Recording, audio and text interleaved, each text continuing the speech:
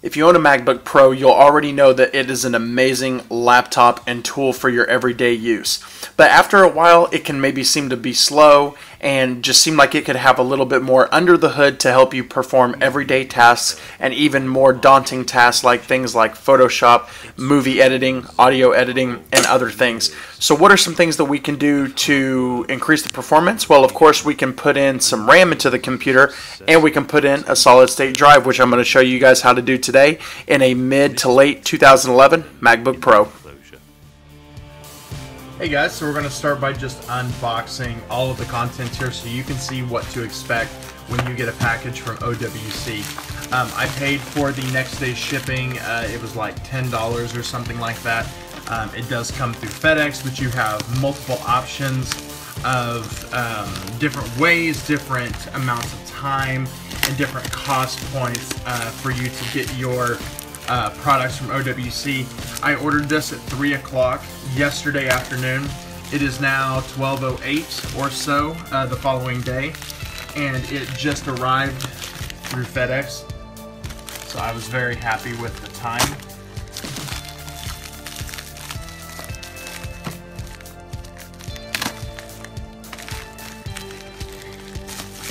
It is also packaged really, really well. It feels very secure in here. There's lots of padding that you can feel. Go ahead and pull this open here. And here is everything that we get.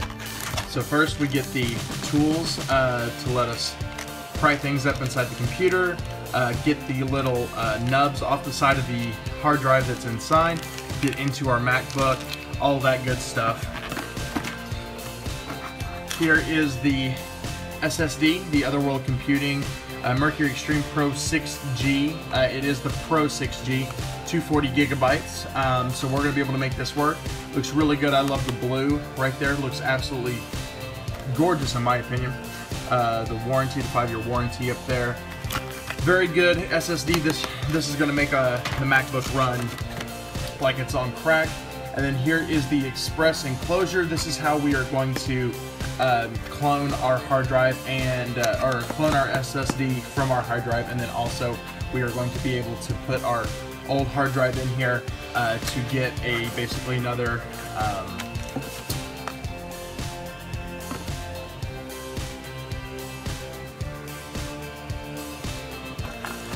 to have another extra hard drive. There's a manual for that. Comes with the cable there. Nice little cloth. Yeah, a little cloth carrying case. That's actually really nice.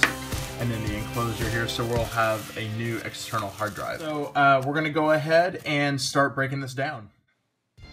Okay guys, so as you can see here, I'm taking the tools out of the package that was sent to us by OWC, and we're going to use the tool to start removing the screws from the back of the MacBook Pro panel.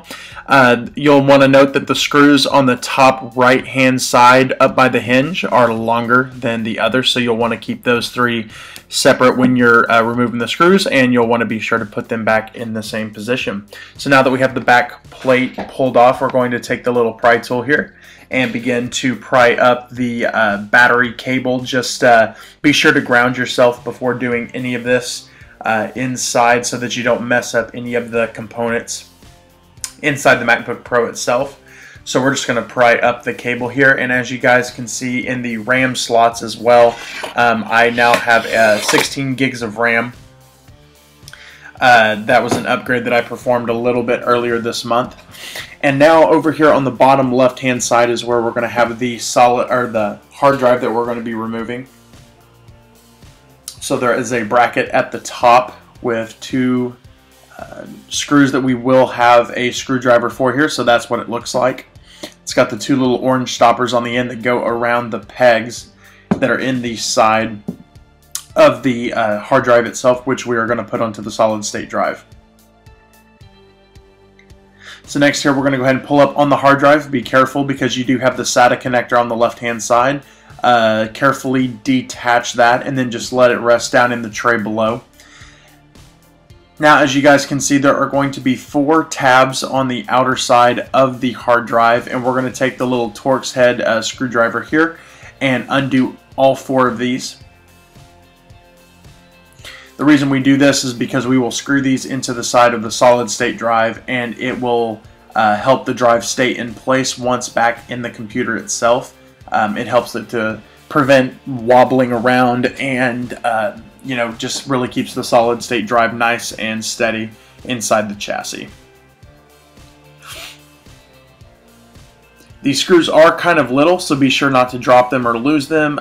It will take a few minutes to get them started in the little gaps for them, but once you do, the screwdriver, you'll be able to get them in there quickly. And then we're going to reconnect the SATA connector. Just be sure to adjust to see which side you are on, and then you're going to slide it in from the back first, and then press the front side down. And now we're going to reattach the little bracket on top here. Like I said, there's only 2 screws. It fits in perfectly, so it's very easy to do. And guys, I wanted to mention that before you do any of this, you're going to want to have cloned your hard drive over using something like Carbon Copy Cloner. I'm not going to be showing how I did that. I am just going to leave a video in the description below for you guys to follow. It is a really good guide on how to copy your hard drive over so that it will be inside your SSD once you put it in the computer. So now, after all that's plugged in, be sure to reattach the battery cable connector, and be sure to be grounding yourself the entire time that this is going on. And then we're going to go ahead and replace the back of the computer.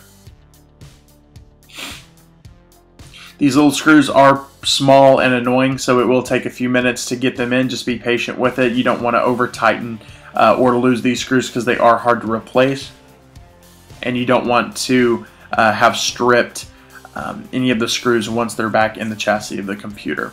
So once again, guys, like I said, you do want to copy your hard drive over to the solid state drive either before or after installing it. I recommend doing it before, which you can use the enclosure that comes with the OWC kit.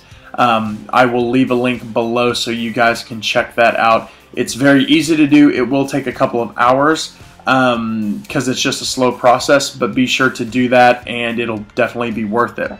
So here, as you guys can see, this was before I put in the solid state drive, so we're still running the original hard drive in here. This has 16 gigs of RAM. And I wanted to go ahead and run the Blackmagic disk speed test, which is not overall the most accurate test, but it'll definitely get the point across to you guys.